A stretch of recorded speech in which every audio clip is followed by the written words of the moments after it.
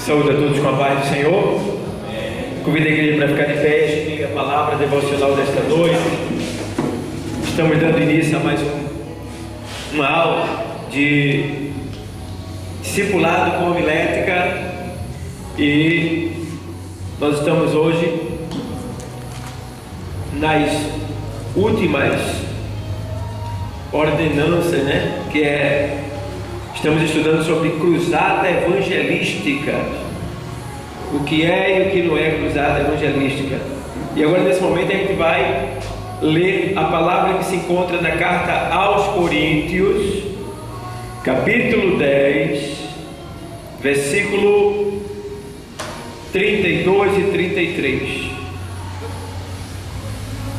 Ok? Diz assim: portai-vos de modo que não deis escândalo, nem à igreja, nem aos judeus, nem aos gregos, nem à igreja de Deus.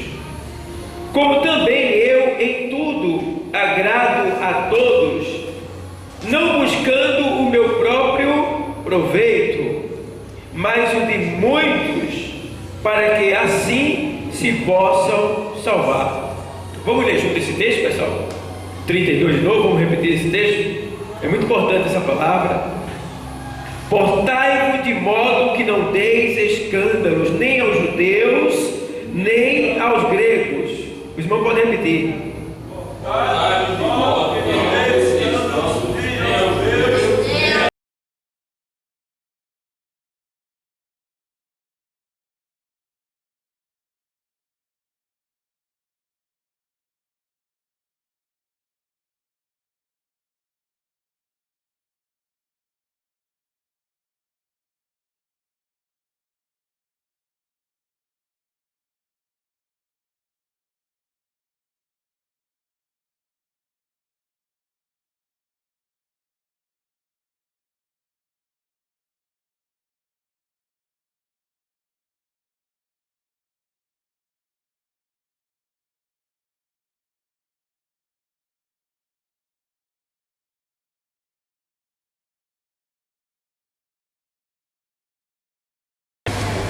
Irmãos, eu gosto que tem texto na Bíblia que, se a gente ler, e parar, frisar mesmo, meditar mesmo naquela palavra, não precisa que ninguém me explique mais nada. E esse é um dos textos que fala muito ao cristão, porque Paulo, escrevendo à igreja de Corinto, ele estava ali dando uma declaração que ele estava usando como base e autoridade o seu testemunho. Ele estava dizendo: eu posso falar. Ele estava dizendo: eu posso falar isso aí, porque eu falo o que vivo e vivo o que falo. Interessante, irmão, essa palavra. Isso é bom para a gente. Isso é bom para a gente, porque estamos no curso para obreiros da casa do Senhor e verdadeiramente nós temos que viver o que pregamos e pregar o que vivemos. Não que a gente vá pregar o que vivemos assim, a nossa vida. Quando eu digo assim, a gente tem que viver de uma maneira tal que o nosso testemunho venha condizer com aquilo que a gente prega. É aquilo que Paulo diz: antes de eu pregar, eu me examino, para que ao pregar eu não seja subjugado. Então ele estava dizendo: ei, antes de eu mandar alguém parar de roubar, eu não posso roubar. Antes de eu dizer para alguém: não adultere, eu não posso adulterar. Antes de eu dizer para alguém: ei, não minta, eu não posso estar com mentira. Então Paulo está usando aqui nesse texto desta carta a autoridade que nós obtemos quando nós damos testemunho na presença do Senhor. Irmão, quando você dá testemunho na casa de Deus e por onde você passa, cria em você você uma autoridade que só em olhar para você as pessoas já sentem o temor de Deus, já tem respeito por Deus, tá? Então, você se lembra que Elias, ele era temido quando o rei Acasias, ele manda ir os seus servos até Ecrón para perguntar se ele iria sarar daquela enfermidade. No caminho Elias se pôs e disse: para onde vai vocês? Pode voltar e dizer para o rei lá, patrão de vocês, estou contextualizando, que olha, a cama que ele subiu, ele não vai descer e certamente ele vai morrer. Pode voltar e dizer a ele. Os camaradas não voltaram, não foi? Voltaram e chegaram lá e disseram: o camarada se pôs no nosso caminho. Como era ele? Assim, vê, como era ele? Vestido de pele de animal, né? Cingido, queimado do sol. Aí ele disse: já sei quem é, Elias. Por quê? Testemunho, autoridade, posição única. Ele não mudava, ele era aquela mesma pessoa, então ele causava temor nas pessoas, né? Aí a gente vê que Elias era um homem que causava temor nas pessoas, né? E a gente vê que ele era digno desse temor. Por quê? Porque chegou uma vez que ele chegou diante do rei Acabe e disse: olha, não vai chover segundo a minha palavra. Vê? Então, e muitas vezes ele dizia: olha, cuja face eu estou diante de Deus, o Deus cuja face eu estou perante ele.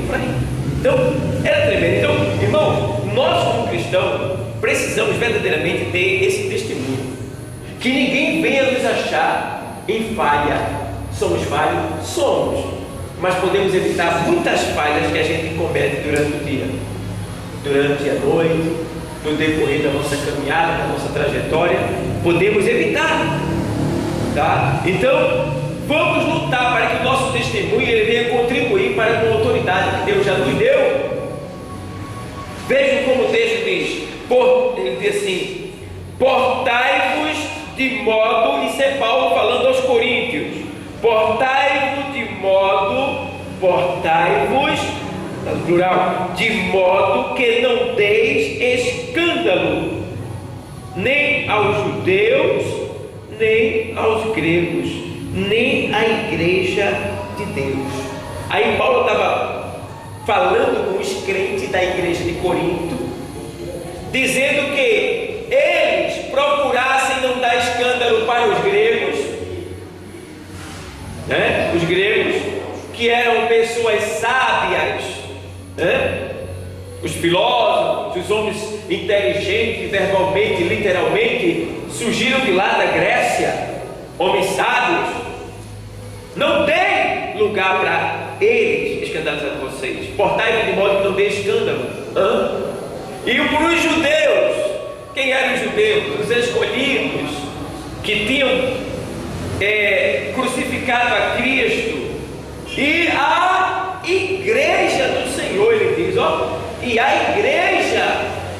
Então Paulo estava colocando aí transposição que o crente tem que ter: não dá escândalo nem para os judeus, nem para os gregos e nem para a igreja. Irmão, Paulo estava cobrando dos crentes ali, irmão, uma posição séria, né? Ele estava cobrando ali um autoexame de cada um, para que cada um viesse vigiar, estar vigilante, porque tinha esses três grupos que poderiam causar um grande prejuízo, tanto na igreja, porque na igreja a gente sabe que tem gente convertida e tem gente que não é convertida, é cristão, só no nome, mas na verdade não é no interior, tá? Então são essas pessoas que ficam aguardando um erro, uma falha, um defeito seu, que é para lhe crucificar.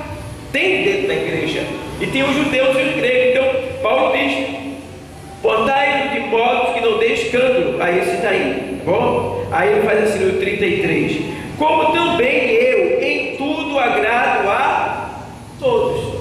Paulo está dizendo: eu agrado a todos. Irmão, pensa direitinho, agradar os homens é fácil?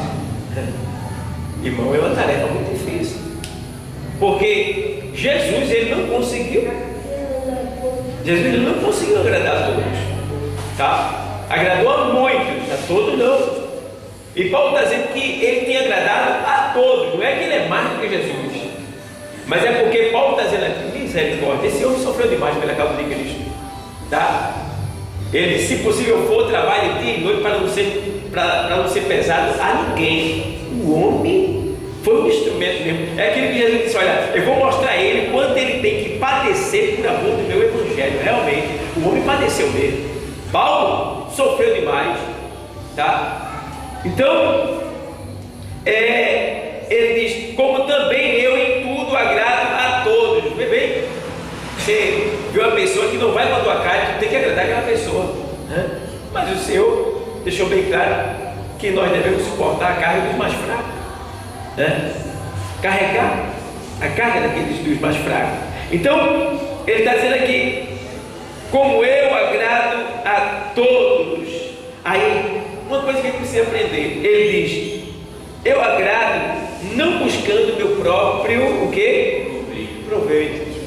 Porque tem gente que até agrada a você, mas com interesse do que você tem. E agora?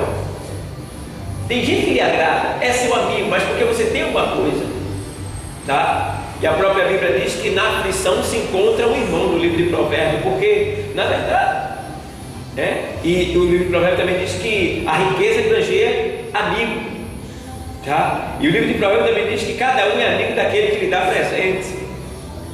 Então a gente vê que o Senhor está deixando bem claro nessa carta, usando o apóstolo Paulo, que ele não tinha esse desejo de agradar a si mesmo, Paulo, mas de agradar ao seu próximo, em tudo. Ele fazia o máximo. E ele diz assim: ó, não buscando meu próprio proveito. É aquilo que eu estou dizendo, irmãos.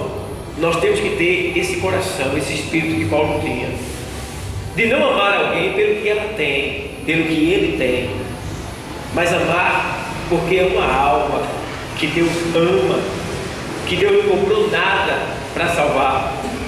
Então precisamos ter esse espírito de voluntariedade, chama-se espírito pronto. Não buscando meu próprio proveito, mas o de muitos, buscando o proveito das pessoas, procurando agradar, procurando servir, procurando ajudar todos, tá? Aí ele diz: por que ele faz isso? Ele diz aqui: olha, para que assim se possam salvar. Então veja, Paulo se gastava e se deixava gastar para salvar uma alma, né? Você vê que ele diz, tem um texto que ele diz, agora eu não estou achando aqui, ele diz assim, aqui, 9, uma folha antes, você vê 9:22, ele diz assim: ó, fiz-me como fraco para os fracos, para ganhar os fracos, fiz-me tudo para todos, para por todos os meios chegar a salvar alguns. Vê que o objetivo do homem era as almas. Para salvar alguns, ele ia lutar, porque ele sabia que mesmo dando tudo que ele tem, ele não ia conseguir, tá? Então, mas ele ia fazer isso aí. Então a gente vê aqui que ele, nesse texto no 10, aqui 9:19, ele diz assim: porque sendo livre para com todos, fiz-me servo de todos. Ou seja, eu não sou livre, por exemplo, o pastor Dauro, eu sou livre, posso fazer o que eu quiser, mas eu estou me fazendo servo de todos. Por quê? Eu poderia estar onde agora? Qualquer lugar, menos aqui, mas eu estou aqui. Amanhã eu poderia estar onde? Qualquer lugar, mas estaria aqui. Na segunda eu poderia estar onde? Durante o dia, mas eu estava aqui. E no domingo, e na quinta, e no sábado. E aí? Sendo livre, eu estou me fazendo servo de todos. Por que eu estou fazendo isso? Para que por esta adesão, por este trabalho, por este este amor, esta obediência, alguns possam ser salvos. Certo? E o meu pagamento, a minha recompensa não vem de nenhum, vem de lá de cima. Porque eu estava analisando, meu Deus do céu, eu tenho me gastado e tenho me deixado gastar na obra do Senhor. E eu estava observando, esperando, quem sabe, até um elogio, né? E recebi foi uma crítica daquela. Eu disse, é assim mesmo, porque ainda bem que meu pagamento não vem do homem, senão eu estava ferrado. Eu estava ferrado. Tinha perdido tudo que eu fiz, esse trabalho todinho eu tinha perdido, porque quando eu esperei do homem um elogio, então a gente tem que ter esse cuidado de não fazer as coisas querendo agradar o homem, querendo agradar a mulher, querendo receber de A ou de B. Não, eu estou fazendo para receber do Senhor, porque Ele é fiel, Ele não falha. Quando Ele diz que paga, Ele paga. O homem não, o homem farrapa. E eu até entendo que às vezes tem homem que falha nem porque quer, porque as circunstâncias da nossa vida aqui na terra é cheia de falha. E o homem pode até querer ser fiel a você, mas por causa da circunstância e das consequências do pecado, ele termina falhando com você. O próprio apóstolo Paulo, que está falando isso aqui, ele disse, olha, quando eu quero fazer o bem, eu não faço, e termino fazendo o mal que eu não queria fazer. Ou seja, ele olha para um homem desempregado, faltando tudo na sua casa. Estou dando um exemplo. E aí, faltando tudo na casa daquele homem, e ele diz, na casa daquele homem está faltando tudo.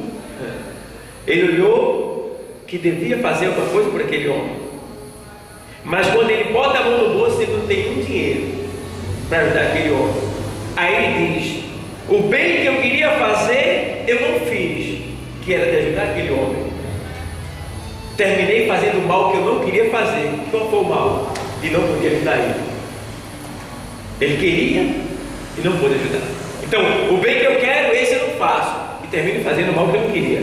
Mas se o mal, por exemplo, arrepender, se não for ajudar, é mal. Aí que é bronca mesmo. Aí é que a cobrança vai ser maior. Porque a Bíblia diz lá em Tiago 4,17 que aquele que sabe que deve fazer e não faz, comete pecado. Então, temos que ter esse cuidado, porque nesse texto aí, porque irmão, olha, a gente vai ser julgado pela palavra, que vai nos julgar, e o Senhor disse, olha, eu não julgo ninguém não, a palavra que eu prego, essa vos, aqui ó, a Bíblia que vai me julgar. Pastor Dal, cada um que está aqui, meu amigo, vai ser julgado por essa palavra. E os crentes que ouviram a palavra e erraram naquela palavra vão ser cobrados, corrigidos, né? Vão sofrer danos em virtude daquela palavra, porque eles não são inocentes em relação àquela palavra. Eles ouviram, só não guardaram, só não praticaram, só não viveram. E aí? Aí eu pergunto, quantas palavras tu já ouviste? Que Jesus está voltando?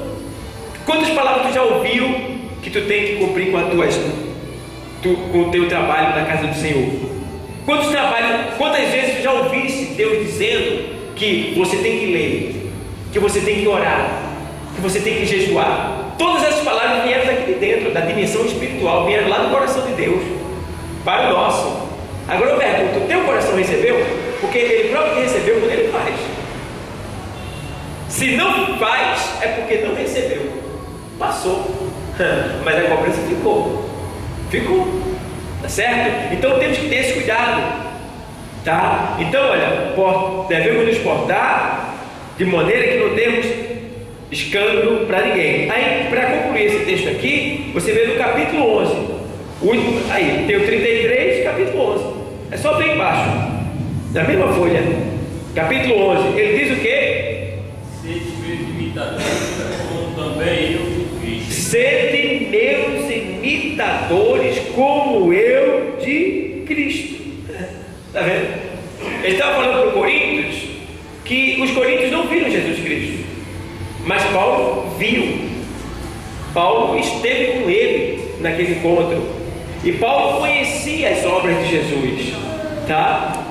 Ele conhecia, porque ele lutava contra, E Paulo chegou a dizer para os coríntios: olha, vocês não viram Jesus, não conhecem Ele, mas eu vi Ele, eu conheço Ele. Faz o seguinte: já que vocês não viram Ele, não sabem como Ele é, imita a mim, porque eu imito a Ele.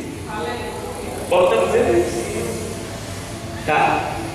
Então, o homem tinha muita autoridade, né? Eita, que homem de exemplo, era um homem de testemunho, porque ele é considerado como o apóstolo do gentil. Isso aí, pregar para quem for errado dele. Isso.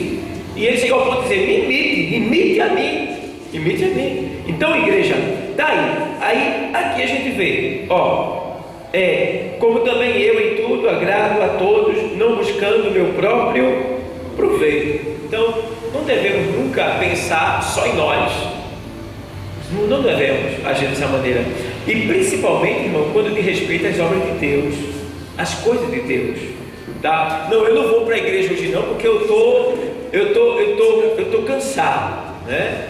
Eu estou cansado. Mas se você for, você não vai morrer. Você não vai morrer, tá? E ou dizer assim: eu não vou não, porque eu já fui a semana toda, fulano não está indo. Não, faça a sua parte. Faça a sua parte. O seu negócio é com Deus, não é com o homem, tá? Agora, com Deus, mas lembre que Deus, Ele usa o homem. Então não podemos ficar usando de argumentos para não fazer aquilo que Deus mandou, tá? E saber, porém, uma coisa, que quando a gente faz algo para Deus, irmão, 10:42 de Mateus diz que a pessoa, se der um copo com água sequer, um desses pequeninos, não ficará sem galardão. O que é galardão? É pagamento. Está dizendo que qualquer pessoa que der sequer um copo com água fria, a um desses pequeninos em qualidade de profeta, não ficará sem pagamento. Agora imagina, irmão, imagina um copo com água e a gente que faz muito mais pela obra do Senhor, um pelos outros. E aí, quanto é que não vai receber? Agora temos que estar vigilantes, né? Porque se eu faço algo pensando, frisando só eu, só o meu bolso, só eu, ou seja, eu vou receber, eu vou ganhar, mas vou perder o maior pagamento, que é o pagamento que vem de cima. Temos que ter esse cuidado. Vamos zelar. Eu preguei domingo, quem estava aqui, sobre as obras, sobre o julgamento do crente e as obras, o julgamento das obras, né? Para que cada um venha ter cuidado. Domingo eu preguei sobre isso, para que cada um venha ter cuidado, para não perder o seu galardão e receber o inteiro galardão, porque muitos vão receber o galardão pela metade. É bom, né? Porque vai receber, né? Mas lá acontecerá uma grande vergonha, será um grande detrimento, diz a palavra. Por quê? Você está lá diante dele, da majestade que te salvou, que sofreu por ti aqui na terra, e lá vai passar obras lá, que para todo mundo ver, Jesus vendo, você vendo, todo mundo vendo, que aquela obra você fez com interesse, não por amor a Ele, e Ele está na tua frente, olha aí. Você está fazendo com interesse, ou está fazendo para aparecer, ou está fazendo para tomar glória para si, para dizer que pode, que tem, que faz, que é, que só ele sabe, que só ela sabe. E está lá, tudo passando para todo mundo ver, vai ser tudo às claras, tá? Está lá na primeira carta aos Coríntios 4 e 5, está aqui mesmo, vê o que ele diz aqui. Portanto, nada julgueis antes de tempo, até que o Senhor venha, o qual também trará à luz as coisas, o quê? Ocultas das trevas, e manifestará os desígnios dos corações, e então cada um receberá de Deus o louvor, que é o agradecimento. Deus ainda vai nos louvar. 4, 5. Então ele diz aí: nada julgueis antes de tempo.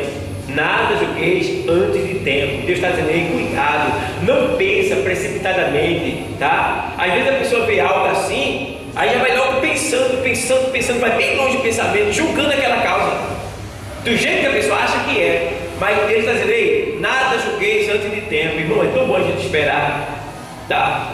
Ah, irmão, o senhor soube, irmão, eu vi alguém ali, aquele fulano, Sabe ele? Eu vi ele fumando cigarro. Eu vi ele bebendo. Ele estava bebendo cerveja lá no bar. Ó. Aí depois chega o irmãozinho. Vamos dizer que viu ele bebendo lá no bar, né?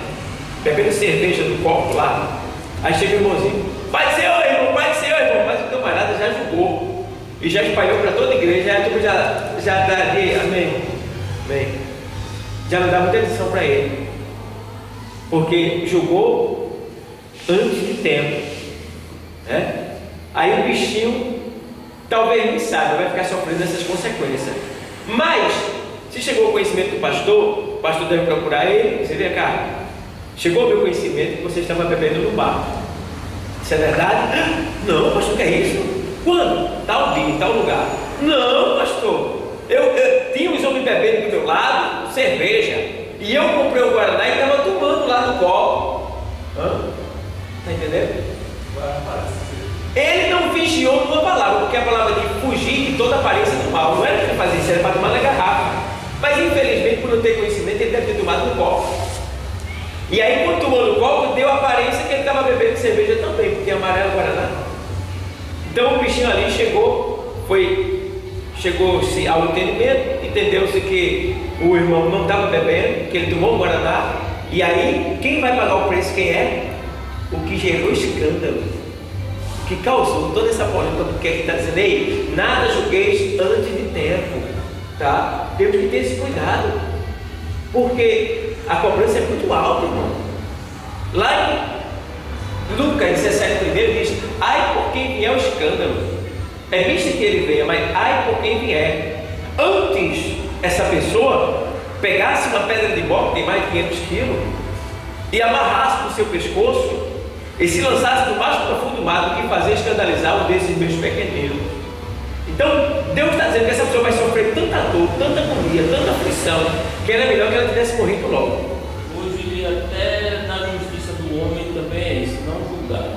Isso, até o homem já tem esse processo de andamento. Mesmo que a pessoa, você vê a pessoa que jogou, até o juiz não condenar, ele não pode ser condenado, é suspeito. É suspeito. E se você disser que ele foi, Ele tem uma prova. Então você vai ter que provar. Você vai receber o processo. Vai ter que provar. Até o juiz não condenar, ele se torna suspeito. Até os homens estão levados para esse lado, porque ninguém pode condenar. Pronto. Então, se tiver testemunha, pode contar a própria Bíblia diz, dos ou três. E principalmente se for um magistrado, um homem de Deus. A justiça ajuda ele a provar. Entendeu?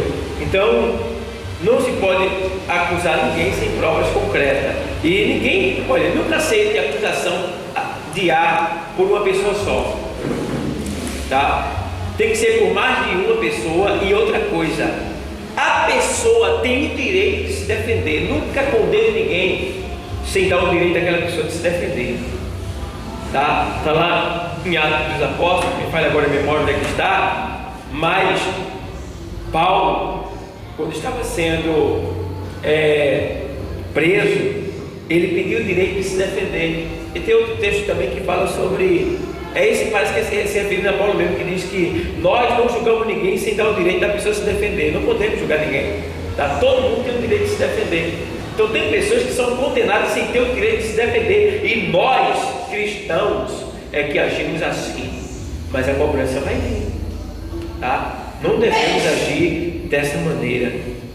Me lembro de um pastor que ele foi acusado de fazer, de mexer com criança, tá? Surgiu na cidade um boato que ele estava polindo com uma criança. Isso foi um boato. Irmão, espalhou-se rapidamente, juntou-se uma turma e foi lá na casa do pastor. Só que, pela misericórdia, avisaram a ele antecipado. E um colega dele saiu com ele dentro da mala do carro dele, aí ninguém percebeu. Mas entraram na casa do homem, quebraram tudo que ele tinha, acabaram, arrasaram tudo que ele tinha. Ele escapou por pouco, até que ele viesse provar, porque alguém fez isso daí, ninguém sabe quem foi, só Deus. mas as pessoas já fizeram o julgamento e a sentença foram dadas de imediato, né? Então, para que a gente não venha ser acusado de nenhum crime, de nenhuma moléstia, que a gente venha vigiar com o que a gente fala. Foi matar uma mulher um dia desse porque saiu a foto dela na internet, não foi? Disseram que ela mexia com magia, fazia magia negra, né? E fez com criança, alguma coisa assim, que saiu e mataram a bichinha. Ela vinha até da igreja, ela morreu com a Bíblia, vinha da igreja, tá? Então, ela parece que ela era católica, não me lembro bem assim. Aí mataram ela no chute, na paulada, lá na favela lá. E até hoje, quer dizer, quem perdeu a vida foi ela, a família que perdeu o ente querido. Então, pessoal, lembra do texto, tá?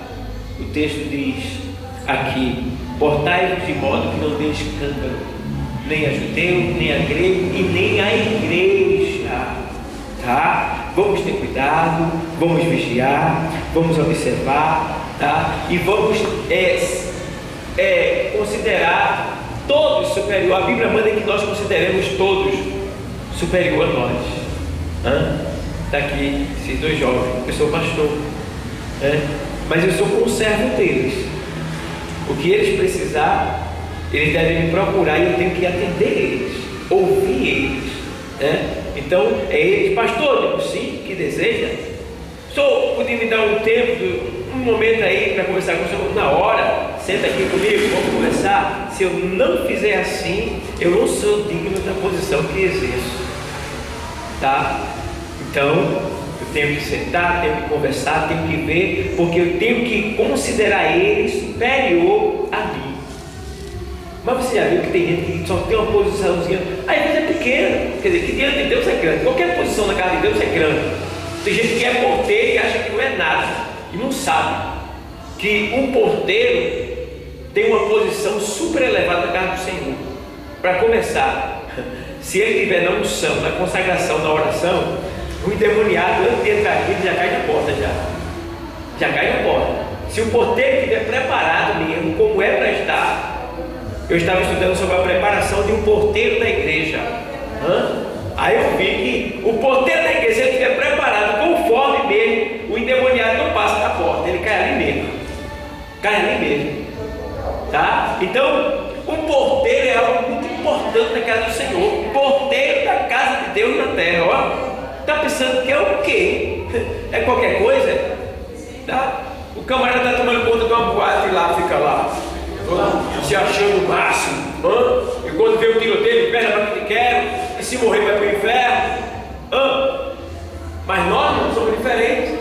Somos porteiros da casa do Senhor, zeladores da casa do Senhor, zeladores da obra do Senhor. Devemos, irmão, glorificar a Deus, agradecer Ele por esse privilégio, porque muitos só vão saber o valor que isso tem quando chegar lá. Graças a Deus, tomara que chegue lá, e outros só vão saber quando estiver no inferno. Puxa, eu era porteiro da casa de Deus. Puxa, eu era um auxiliar da casa de Deus. Meu Deus, eu era um diácono, meu Deus. Meu Deus, eu era um diácono. Eu era um evangelista. Eu era um presbítero. Eu fui um pastor. Ó. Só vai reconhecer o valor disso tudo quando chegar lá, ou no céu ou no inferno. Muitos só vão conhecer isso aí quando chegar lá. Por quê? Estando aqui não se interessa, não se preocupa, não se ocupa em saber como servir a Deus, como agradar a Deus, e também procurar saber o valor daquilo que Deus lhe deu, para que você venha valorizar mais, venha ter mais cuidado, mais zelo, para não perder, para não perder. Aí você vê, está aqui, auxiliar o Wilson. Quando ele foi chamado para ser auxiliar, o certo é o pastor chamar, não sei se foi assim com ele, foi outro pastor que o chamou, é se ajoelhar, ele e a esposa. Claro, deve ser feito logo uma entrevista com a esposa dele, em particular. O pastor deve fazer uma entrevista com ela em particular, procurar saber se ele bate nela, se ele trata ela bem, se ele cumpre com o seu dever de homem de casa, dono de casa, e depois conversar com ele acerca dela em particular também. Depois perguntar a ele se ele está pronto para ir aonde ele for mandado. Está pronto? Vai fazer o que ele for mandado na casa do Senhor? Estou pronto. Quando ele assumir todo o compromisso, apresenta para a igreja. Quando apresentar para a igreja, se ajoelham 2. Aí vem o pastor e ora junto com a igreja. Os 2 recebem a mesma unção da parte de Deus, tá? Aí os 2 têm unção da parte de Deus para trabalhar na obra do Senhor, tá? Assim como os diáconos, os presbíteros e os demais, como a gente vê. Mas lembrando que a gente tem que chamar. Olha, irmão, eu ainda não chamei, que eu saiba. Eu só tenho um obreiro aqui que foi, eu apresentei ele. Mas quando for para eu chamar, eu chamo o camarada em particular e vai ter uma conversa muito longa para poder eu colocar ele como obreiro da igreja que eu estou dirigindo. Porque precisa, porque agora, nesse último dia, tem muito obreiro vindo de todo jeito. Quando chega aqui, não quer fazer o que lhe é mandado. Não quer fazer. Quer ficar do jeito que quer. Não, eu acho que é assim. Não é do jeito que você acha. Não é do jeito que eu acho. É do jeito que Deus quer. É do jeito que as regras, as normas que regem aqui dentro, manda. Então, se eu estou aqui, eu estou debaixo de normas, de regras, e eu tenho que obedecer essas regras, assim como eu obedeço essas regras lá no meu emprego. Eu tenho que vestir farda no meu emprego. Se eu não vestir, eu sou demitido. Eu tenho que dizer sim, patrão, que desejo quando ele me chamar. Sim, senhor.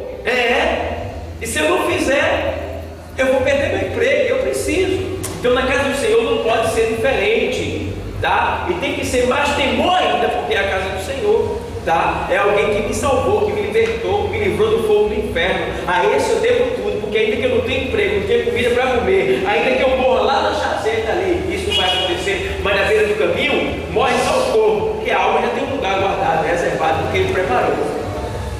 Então, pessoal, é sim, Senhor. Eis-me aqui, envia-me a mim.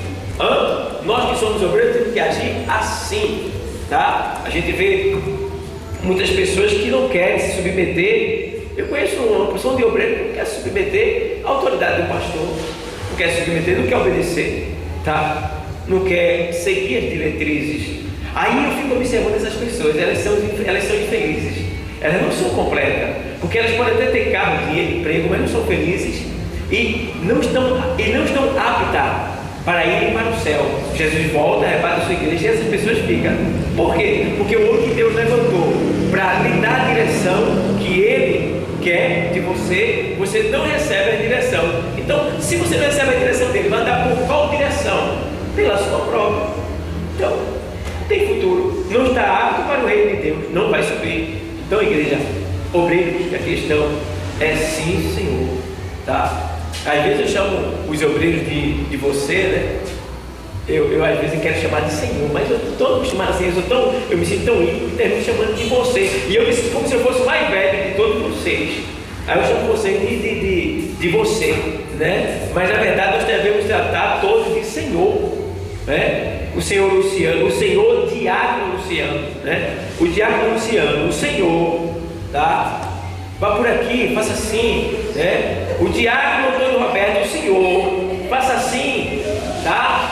O Diácono Elinaldo, o Senhor, faça assim, tá? Então, o auxiliar Wilson, o Senhor, vá por ali, tá? Então, sempre a dirigente Joseane, a senhora, vá por ali, porque a dirigente, aí, ela é a coordenadora, ela é minha esposa, né? Esposa do pastor, mas aqui não tem isso não.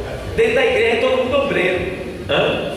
Se eu errar, ela me corrige como coordenadora, tá? E também como esposa, tá? E se ela errar, também eu corrijo ela como pastor e como esposa, tá? Então, não tem isso não, porque às vezes eu vejo obreiro que tocar na minha esposa, vê não, tocar na minha esposa, puxa, o que é que ela tem demais?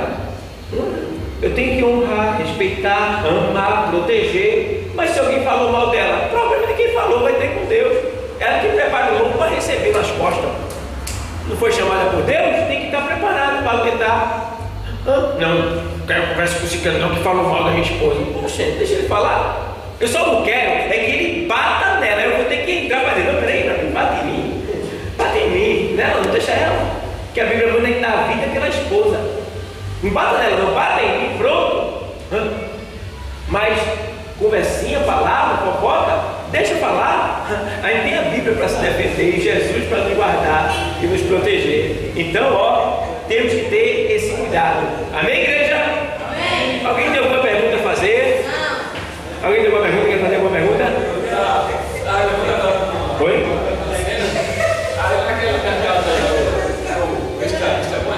Aonde? Todo dia? Casa amarela? Pois é.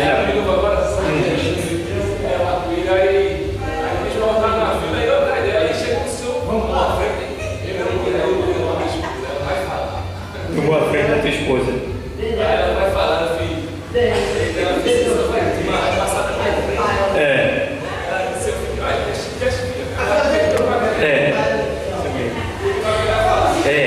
E às vezes tem mulher, e é um perigo, viu, irmão? Que às vezes tem mulher que o marido ele é brando, ele é pacífico, ele é um amor de pessoa. Aí a mulher vai lá, arruma uma confusão, alguma coisa parecida, aí quer que o marido vá tomar dor dela. Aí o marido, não, filha, deixa eu falar. Ela diz, mas tu é mole, né? Mas tu já pensaste um negócio desse? Pelo amor de Deus. Ela quer botar o marido aonde? Quer ficar viúva. Não está entendendo? A mulher que ama o seu esposo, irmão, ela pensa 10 vezes antes de dar uma notícia ruim para ele, acerca de alguma pessoa que lhe tentou. Porque, primeiro, ela tem que ter autoridade e o respeito. E o camarada chega lá, se cantou ela, por acaso, né? Cantou ela, aí ela, olha, me respeito, eu sou uma mulher casada, eu não lhe dei essa liberdade. Pronto, já acabou, tá? Então, se ele continuar, isso, olha, ela pode chegar e dizer, olha, eu tenho meu marido que eu posso dizer para ele que você está falando para mim, e tenho também a polícia, lembre disso, eu posso ligar para a polícia e lhe acusar de assédio, certo? Então, ela tem vários recursos, até chamar o marido dela, porque o marido é o dono de casa, que mantém ela, que